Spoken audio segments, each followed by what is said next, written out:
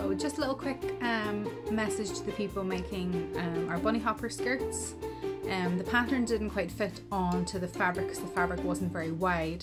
So Diane has fixed the pattern, so she's added on a little piece onto each of the patterns.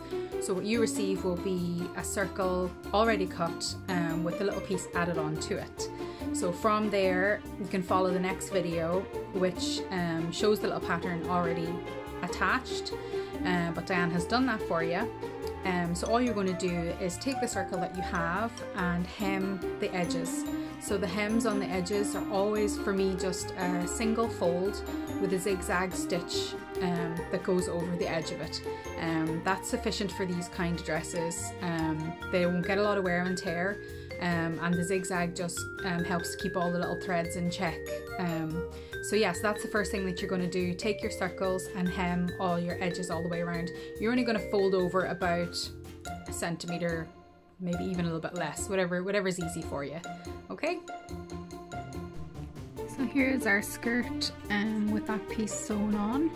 And the colour's quite bright, so I think you can still see that okay.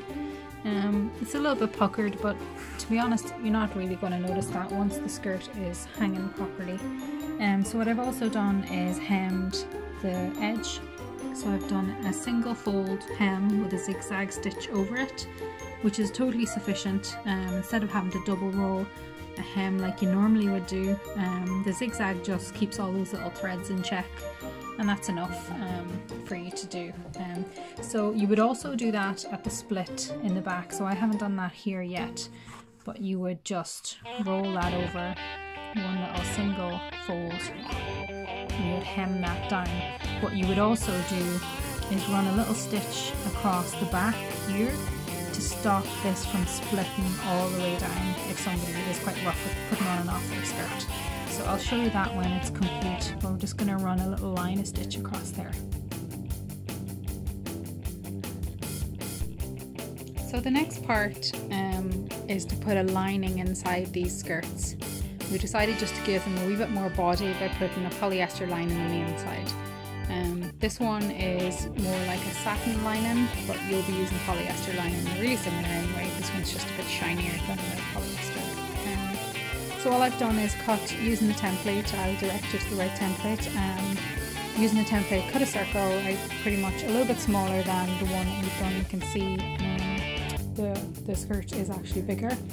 So it's a smaller template. And then cut the center out of the waist, making sure that it's exactly the same size. It looks off there, but it's just because it's the way that it's sitting.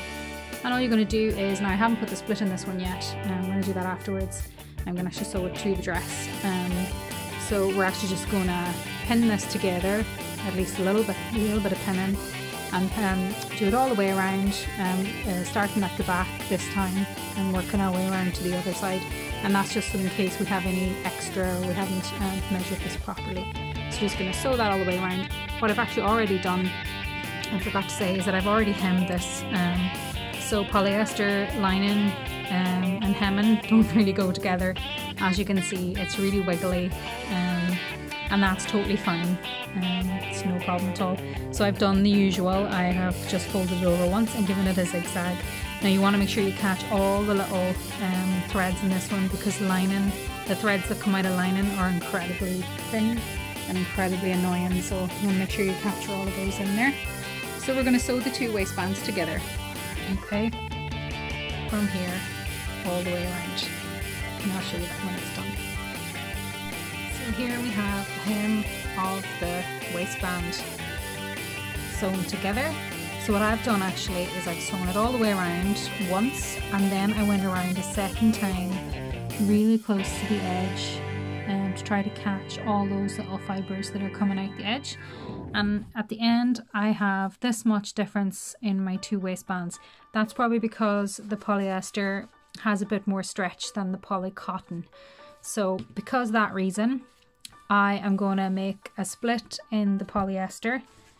And I'm going to do the exact same thing as I've done here. So instead of sewing it to this band, I'm going to give it its own split.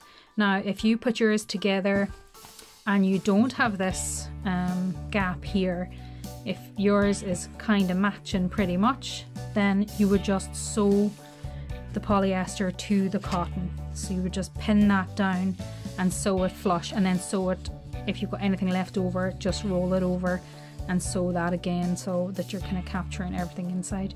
So for me, I'm going to split this here all the way down, and then I'm going to roll it over twice and give it a sew. There we have our inside lining, and it's separate to the outside skirt. You can sew that to it, no problem, that's grand. The next thing we're going to do is we're going to put a waistband on. So you're going to want at least 2 meters of a waistband to go around this size of skirt. So the width of the actual waistband doesn't really matter. So whatever excess fabric you have, it can be as wide as you can fit, however many skirts, waistbands that you can. I've done a nice long waistband for this one. It's a little over 2 meters. I didn't have one long length of 2 meters, so I just put 2 together. You can see there, a little split in the middle. And that's fine. You can add pieces together to make the waistbands, that's not a problem. And I just hemmed it all the way down. Again, single fold and a zigzag stitch. And then when I got to the end, I just fold the little corner over and just give it a nice pointed end. I just think it looks nicer when your ends finish like that. So what you're going to do now is you're going to find, well, if you've done a single, you're going to try and find the center of your waistband. It's easy for me because I added 2 together, so that's obviously the middle.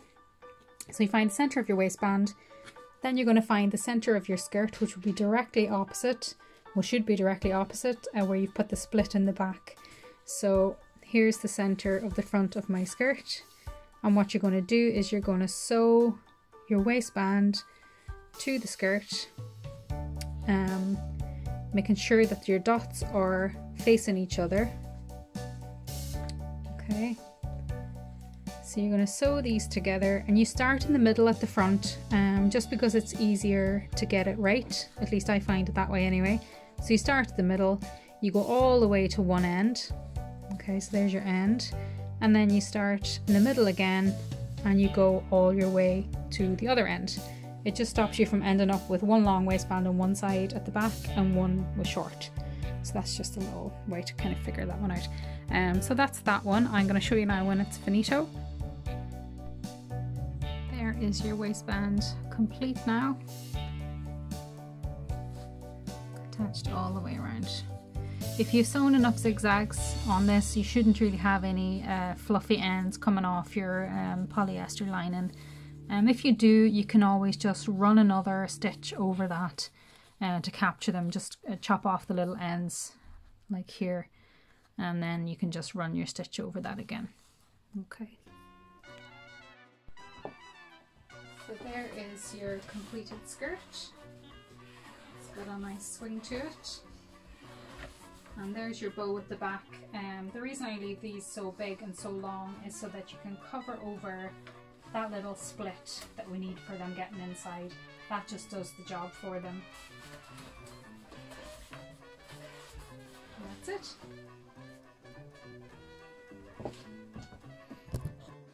Here we have the t-shirt pattern for the Bunnyhoppers costume. The prototype is done in grey, but you'll be doing these in white. Also, I would like you to do 13 t-shirts in case, I've made some different sizes here, so just in case some of them are too small. It's fine if they're too big, but if they're too small, that's not great. So there's the patterns. We've got a large, medium, a small, and an extra small, so hopefully that's pretty easy to follow. Obviously you would cut your larger pattern first, and then cut down your template afterwards, and then do your medium, and then cut the template down again, do your small, cut the template down again, and do your extra small. Okay, if you go wrong or you've cut the template, you can always follow what you've just done if you already cut one of the patterns. You can also just tape it back together. So that's them. So there's the prototype one, done in grey. So all it is two patterns, front and back, identical. And you just sew the shoulders together first. That's always what I do.